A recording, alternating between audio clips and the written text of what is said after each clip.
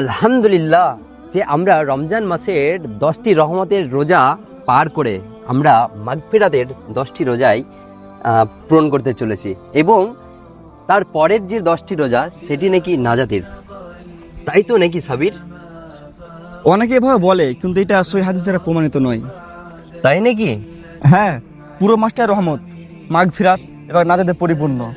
তার মানে মাত্র নির্দিষ্ট 10টির নয়, পুরো রমজান মাসটাকেই গুরুত্ব দিতে হবে। হ্যাঁ, পুরো রমজানের মাসটাকেই আমাদের গুরুত্ব দেওয়া উচিত। আলহামদুলিল্লাহ। আসসালামু আলাইকুম রহমতুল্লাহ। আমাদের আজকের এই ভিডিওর মূল উদ্দেশ্য হচ্ছে যে আমরা রমজান মাসের যে 30টি রোজা, সেই 30টা রোজাকে আমরা 3টি ভাগে বিভক্ত করে থাকি।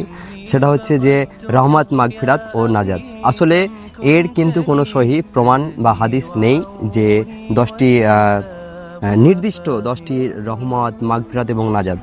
আসলে পুরো রমজান মাসটাই হচ্ছে রহমত, মাগফিরাত ও নাজাত দিয়ে পরিপূর্ণ। অতএব আমাদের কাছে আমরা যেন রমজান মাসের প্রত্যেকটি রোজাকেই ওই রহমত, মাগফিরাত, নাজাত মনে করে আমরা সেই ইবাদত করতে পারি। আসসালামু আলাইকুম। আমিন।